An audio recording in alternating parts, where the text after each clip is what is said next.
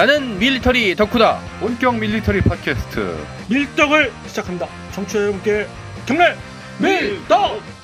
바로 안녕하세요, 박찬중입니다. 안녕하세요, 놀러온 남자 정명섭 정자입니다. 네, 안녕하십니까, 홍희범입니다. 네, 안녕하십니까, 혼작입니다. 네, 이렇게 밀떡이 시작됐습니다. 네. 자, 양 날개가 네. 완전히 차진. 네, 파닥파닥. 네. 바닥. 오늘은 굉장히 그 정돈된 바닥. 그 복면을 쓰고 나오셨는데 그 뒤에 이렇게 또 저희 정장님이 코디 해주셨습니다. 네. 머리 뒤에 이렇게 고리처럼 돼 있어. 그렇죠. 이게 뭔가 했는데 앞쪽에 이렇게 고정시키는 밴드 역할을 했었네요. 네. 밴드. 그렇게 하니까 아주 진짜 네. 보기 좋습니다. 예. 요새 밀떡 밴드는 어떻습니까? 밀떡 밴드요? 예. 아주 잘 되고 있습니다. 네. 들어가 봐야 되는데. 안 들어보셨어요? 아니요, 최근에. 아, 좀 들어가도록 하겠습니다. 최근에 아주 재밌는 이야기들 많이 네네. 주시고 계셔요. 그러니까 좀 재밌는 들어오라고. 자, 마치고. 예, 이번 시간 네. 한 주의 화제성을 다루는 네네. 시간이죠. 뭐 군사적인 이슈를 다루는 이런 네. 시간인데 아무래도 그, 지금 현재 북한에서 계속 뭐 하루 이틀이 다르게 이제 미사일을 또는 대구경 방사포를 그들이 주장하는 대구경 방사포를 소위 쏴지 끼고 있잖아요. 쏴지 끼고 있죠, 정말. 그것에 대해서 여러 가지 뭐 약간 음모론적인 얘기도 있고 뭐 그렇죠. 이런데 지금 가지, 떠도는 이야기들 몇 또는 가지 뭐 그런 이야기들을 좀 이론들이 한번 있죠. 다뤄볼까 합니다. 일단 첫 번째는 뭐 당연한 얘기겠지만 뭐 이제 협상이 좀 잠시 후에 시작이 될 테니까 미국과 그 협상을 하기 위한 어떤 이제 기선제압용이다. 북한의 장기 중에 하나죠. 그렇죠. 네, 공포 분위기를 조성해서 이렇게 분위기를 잡는 그런 용이다. 너무 식상하지 않아요, 그거? 그러니까 그걸 첫 번째로 준 거죠. 식상하니까. 네, 근데 두 번째는 약간 뜨겁게 북한에 미사일이 남아돈다. 도저히 북한 땅에 놔둘 수 없는 게 많이 있어서 그냥 이제 재고 처리용이다. 막 던지는 것 같은데. 네, 그렇죠. 아니, 근데 그것도 약간 좀 이렇게 얘기가 도는 얘기입니까? 네, 제가 하는 얘기예요. 그런 것 같아요. 예. 정 작가님 카메라 제가- 버전 같아요. 세 번째는 네. 세일지용이다. 우리 미사일 이렇게 종류가 다양하고 많이 있으니까 많이 사세요. 세일지용이다. 북한으로부터 근데 네, 살 네. 수가 없잖아요. 그게 문제죠. 네. 세일 저번 한 10년 전 정도만 해도 살수 있는. 세일지용이다라는 게 어느 정도 통했는데 지금은 워낙 지금 제재가. 국제사회 제재가 세기 때문에 어지간한 불리한 국가도 북한에서 미사일을 수입하기가 쉽지 않은 상태입니다. 그래서 제가 네 번째를 준비했습니다. 뭔가요? 네 번째는 제가 지금 보기에는 막 준비하신 것 같아요. 그럼요. 네, 네. 세 번째까지 벽에 부닥쳤으니까 제가 생각한 네 번째는 쟤는 북한이 이제 미사일을 이렇게 벽에 부닥친 건 아니고 그런 얘기가 있다. 뭐 얘기가 나올 수도 있는 거니까. 에이, 거의 부딪힌 건 아니죠. 중국한테 미사일을 받아서 그냥 대리로 발사해 준다. 요거는 대리 시험 말고 대리 발사. 네, 이런 용이죠. 왜냐면은 테스트용, 네. 테스트용 아니면은 그러니까 여러 가지 떨이용. 용도가 있는 게 지금 만약에 미국이랑 북한이랑 협상 국면에 접어들게 되면은 중국은 미국과의 어떤 대립 관계에서 중요한 카드를 하나 놓치게 되는 거예요. 그렇죠. 그러니까 북한과 미국이 협상을 할 때 하더라도 북한을 계속 이제 뭔가 자극을 해서 어허. 이제 자기 영향권 안에 놔둬야 되는 뭐 그런 상황이라고 한다면 뭐 좋은 방법이죠. 뭐 자기네들 각종 미사일 테스트를 할 때 그냥 북한으로 가져가서 쏘고 발사 데이터를 받을 수 있다면 뭐 그것도 나쁘지 않은 거라고 생각을 하지 않을까. 그런데 그게 위성 같은데 네. 안 잡힙니까 그게? 얘기를 안 하겠죠. 잡아도. 이게 쉽게 얘기해서 만약 궁금했는데. 분해한 상태로 네. 뭐 어디 숨겨가지고 컨테이너 같은데 아. 들어온다면은 그거 찾기 힘듭니다. 분해하고 말겠죠 그냥. 아이 분해 이러고. 근데 중국에서 예를 들어 근데 이게 몇몇 야, 그렇죠. 네. 뭐 군사 토론가 네네. 전문가들의 어떤 이야기들이 슬슬 그런 이야기들이 네네네. 나오는데 네. 사실 그분들도 근거는 없어요. 납득이 안 되는 부분들이 많죠. 왜냐면은 뭐 얘기했던 대로 말씀한 홍 의원님이 얘기하신 한 10년 전이었다면 우리 미사일 종류별로 많으니까 와서 한번 마음대로 골라가세요. 뭐 이렇게 할 수 있는 그런 세일즈용이라도 될 텐데 하고 이번에 물론 무슨 분위기 이제 협상 전에 분위기 잡는 용으로 미사일을 안 쏜 적은 없지만 안 쏘진 않았지만 이렇게 다양한 거를 촘촘히 빨리빨리 쏴댄 거는 없고 이거 뭐 누가 보면 약간 재고 처리용 같아요. 약간 그게 그런 느낌이 사실 있어요. 그런 얘기가 나온 이유 중에 하나가 이게 이해하기 힘들 정도로 짧은 기간 안에 너무 다양한 종류가 나왔다는 건데 사실 이게 미사일 하나 개발 시작해서 또 완성하는 데까지 걸리는 시간도 있고 게다가 그 사이에 굉장히 많은 어떤 시험 발사를 해야지 완성이 되는 건데 문제는 그런 과정들이 거의 생략된 상태에서 갑자기 막 팍팍 나와서 쏴대기 시작하는 그런 느낌이다 보니까 거의 폭죽 느낌이에요. 그렇죠? 맞습니다. 네. 그래서 전문가들이 굳이 근거 아닌 근거를 대는 이유가 이렇게 짧은 시간에 이렇게 발전된 미사일, 저도 전 시간에도 한번 말씀드렸지만 그 북한판 이스칸데르라고 하지만 그거에 대해서 살짝 부정하거나 의심이 간다고 얘기했잖아요. 네네. 근데 궤적을 보면 이스칸데르급의 미사일이 맞고 그렇다는 얘기는 그런 기술을 보유했다는 얘기인데 그렇죠. 이렇게 짧은 단시일 내에 북한이 개발할 수가 없다. 그래서 뭐 대리 발사라는 얘기가 나오는 그 가장 큰 근거 같은데 저는 사실 개인적으로는 좀 부정하는 편이에요. 그 과장 발사인가요? 아니 그게 아니라 과장도 아니고 사장도 아니고. 야 대단하시네. 이사예요. 그러니까. 벽에 막힌 느낌입니다. 벽깨기 게임이라고? 아니 벽에 막힌 느낌이에요. 막힌 느낌이라고. 저는 안 막히도록 하겠습니다. 예. 제가 그렇게 조금 그것을 부정하는 것 중에 하나는 너무 북한을 좀 얇게 보는 생각도 우리가 가질 필요가 중국이 있다. 시키는 대로 했다. 그런 게 아니라 시킨 대로 했을까? 실제로 북한의 주체적인 그들이 말하는 주체적인 기술을 갖고 있지 않을까 하는 생각이 듭니다. 솔직히. 탄도미사일과 분명히 대륙간 탄도미사일과 다르지만 대륙간 탄도미사일을 그 전 단계까지 시연한 상황에서 이런 미사일 기술이 없으리라는 법도 없고, 그 다음에 우리가 제가 강조하고 싶은 건 스커드 계열 미사일을 지금 그들이 도입한, 그들이 이제 화성 시리즈 미사일들을 도입한 게 지금 벌써 30여 년 전 얘기예요. 그럼 아무리 기술이 낙후되더라도 그들은 오로지 이걸로 승부해야 되는데, 그렇게 그런 기술이 없으리라고 장담할 수는 없다. 저는 또 그런 우리가 그동안 캐치를 못했던 거를 약간 이번 기회에 한꺼번에 선보이는 그런 건가요? 그거 좀 특이하게 하나 또 좀 이해가 안 되는 부분은 있는 게 그렇게 미사일은 다양하게 있는데 발사 차량 쪽에서는 문제가 많은 걸로 보입니다. 이게 전문가들의 분석이 우선 수량이 굉장히 적은 발사 차량을 돌려막기를 하고 있다는 게 첫 번째고, 그 다음에 발사 차량의 종류 자체가 부족해서 예를 들자면 몇몇 미사일 같은 경우는 전차를 개조한 걸로 보이는 궤도 차량이 실렸지 않습니까? 그렇죠. 근데 정상적으로 발사 차량이 입수가 가능한 상황이면 만들 필요가 없는 경우가 꽤 많다는 거죠.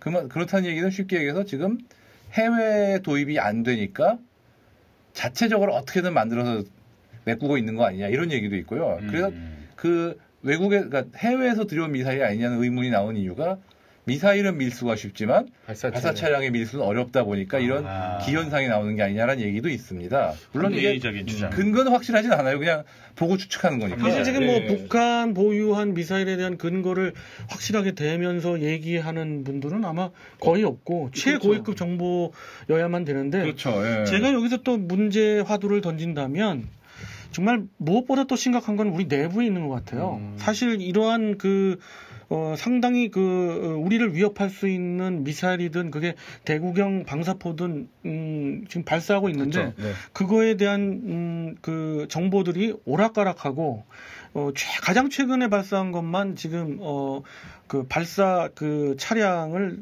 처음부터 추적했었다. 그렇죠. 이제 나오고 나머지는 추적했었다고 솔직히 얘기를 못 하고 있고, 오히려 정보 자체가 틀리고 있기 때문에 지금 북한에선 그것을 빗대어 조롱하고 있죠.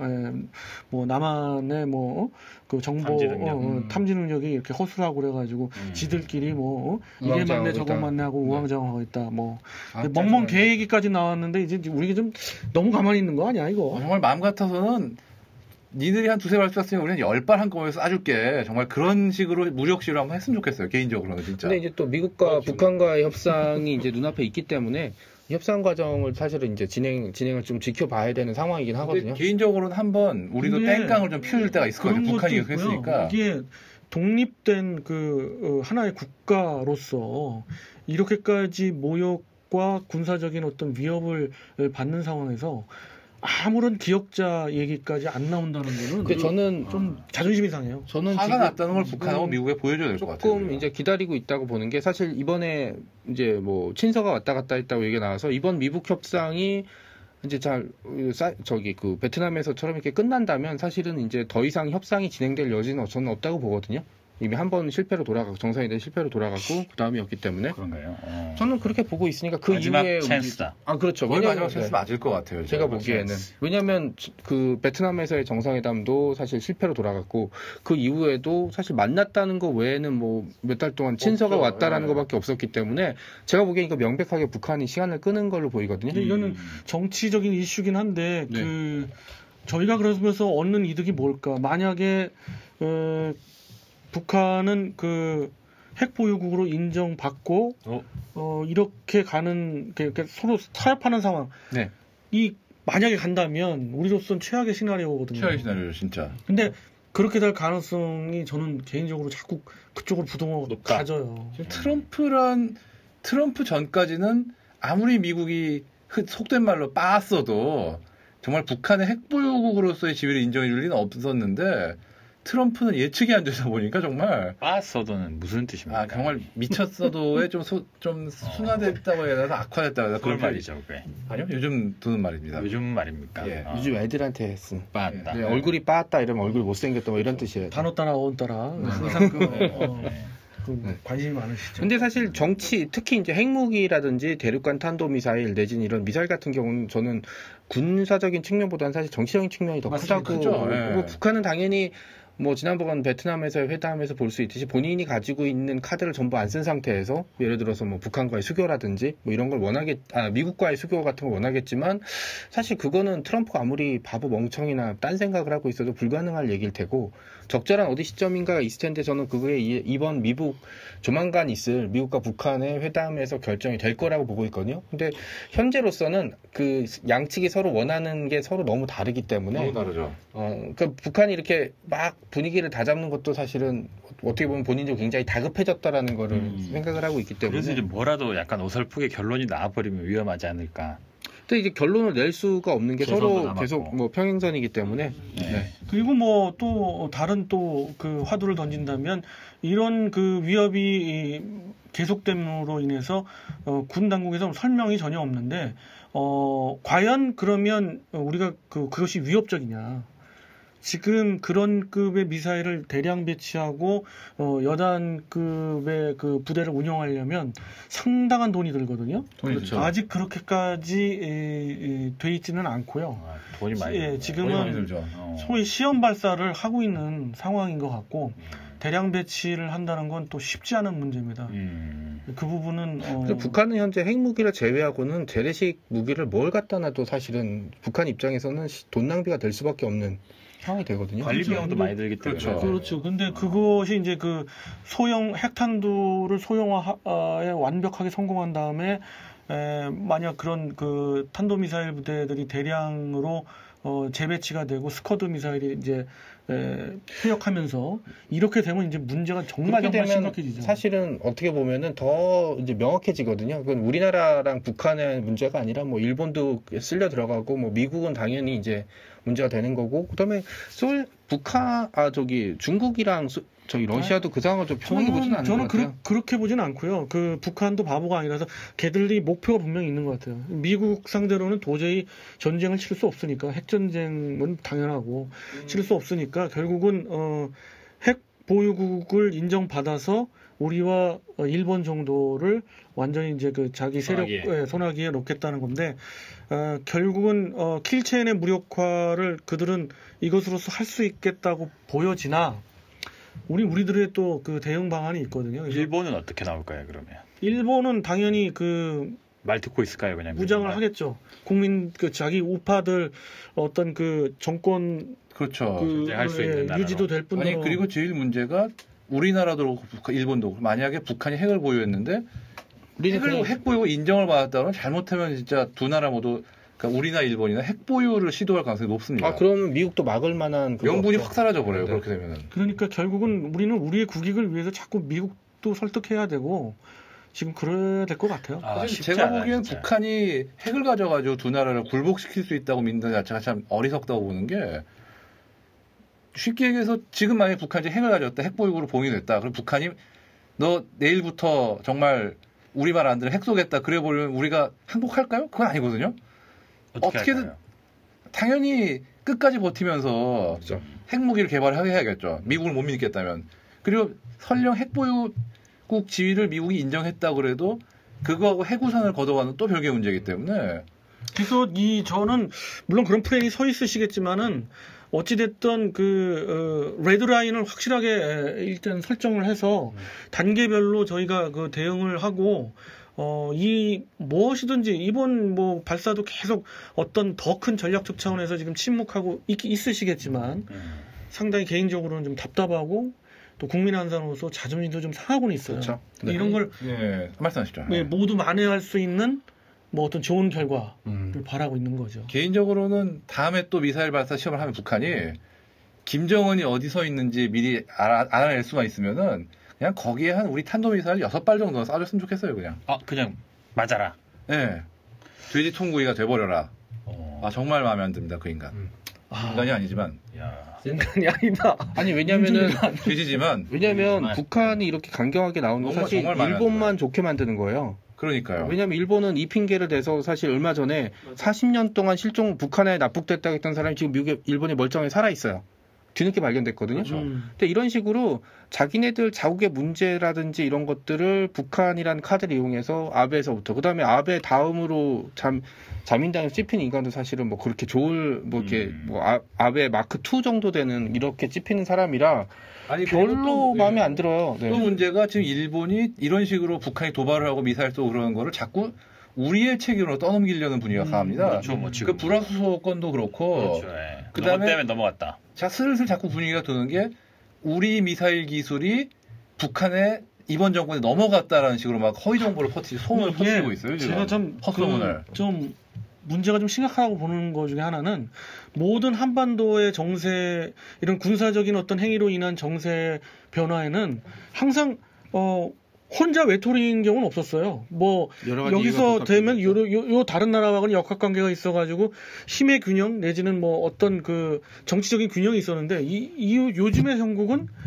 러시아, 중국, 일본, 미국 심지어 미국까지 우리의 입장에서 좋은 소식들이 없어요. 좋은 그렇죠. 입장에 있지를 않아요. 그러니까 굉장히 그 국제 정세는 힘의 논리고 아주 비열할 정도로 그 힘의 논리가 작용하는 데라서 참 힘이 걱정됩니다. 그렇죠. 근데 한 가지 좀 희망적인 건 그만큼 대한민국의 힘이 강해졌으니까 이번에 뭐 일본이 이제 경제 침략, 뭐 경제 보복이라는 얘기는 사실 말도 안 되는 얘기고요.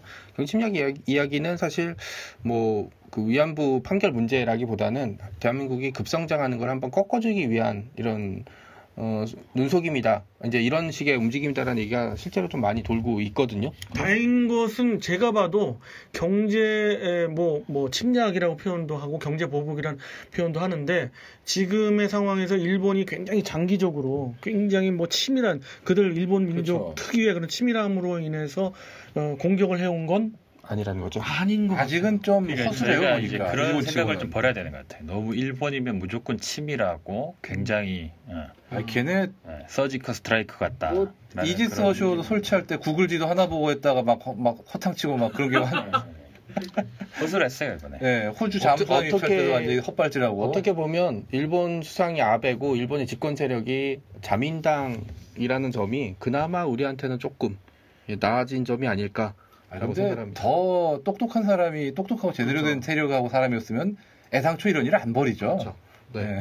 왜냐하면 그냥 장사라는 친 입장에서 보면 계속 와서 그냥 꼬박꼬박 물건 사간 사람한테 너 얼굴 생긴 게 기분 나쁘니까 안 팔아. 그게 말이 안 되는 게 보통 무역보복은 수입하는 쪽에서 수출하는 사람한테 하는 건데 이건 정말 안 된 거예요 지금.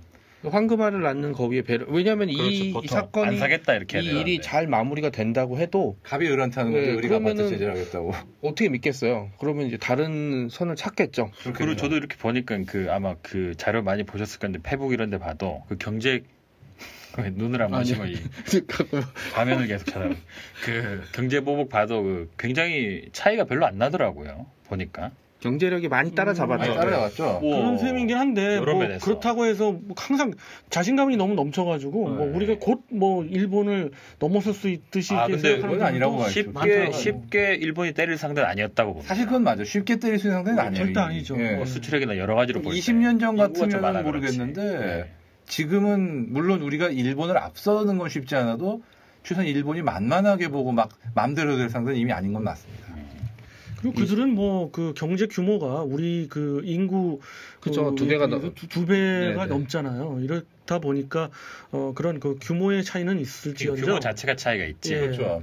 무역 수출액 면에서는 이제 경제학자들 예측으로는 2023년이 되면 지금 상태로라면 뭐 넘어설 수도 있다.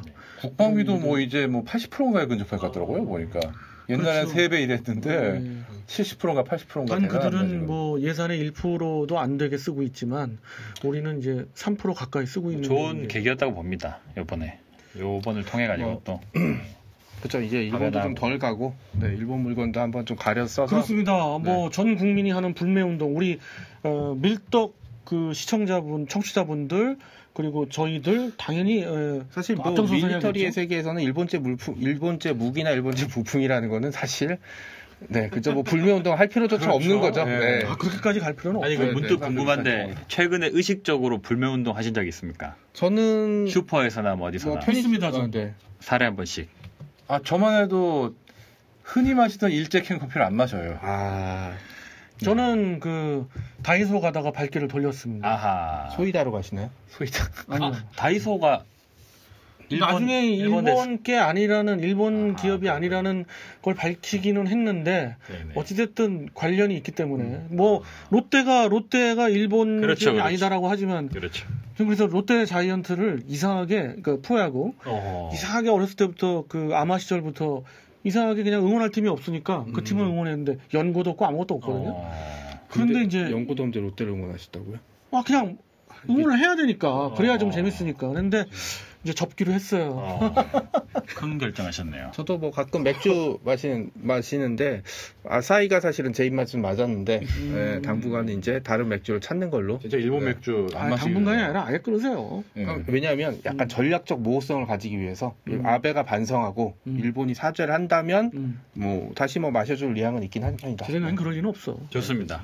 여기까지. 자, 자기는 얘기지. 저는 최근에 그 밀크티인가 그게 이제 밀크 대만인가요? 아니 뭐 일제 밀크티도 있죠. 일제 밀크티가 있더라고요. 대자와. 밀크티 되게 좋아하는데 대자와도 일제 겁니까? 원래 일본 브랜드 일본에서 나온 거예요 원래는. 먹은 대자는. 앞으로 안 드시면 되죠. 알겠습니다. 수입을 우리 일본에서 한 건 아니지만 어쨌든. 자, 이번 시간에 요즘 북한이 계속해서 쏴대고 있는 나쁜 놈들이야. 대구경 방사포 그리고 미사일 탄도미사일에 대해서 이야기를 또 나눠봤고 파동포를 개발할 때입니다. 그게 결국은 일본 제품 불매운동까지 우리가 얘기를 해봤습니다. 이렇게 다양하게 얘기를 했는데요. 자, 여러분들 이번 주는 아마 이슈가 그거였을 것 같아요. 그래서 이거에 이제 집중을 했고요. 또 다른 이슈로 다음 시간 또 만나 뵙도록 하겠습니다. 그럼 여기서 이슈 시간 줄여보도록 하겠습니다. 청취자 여러분께 경례 밀떡!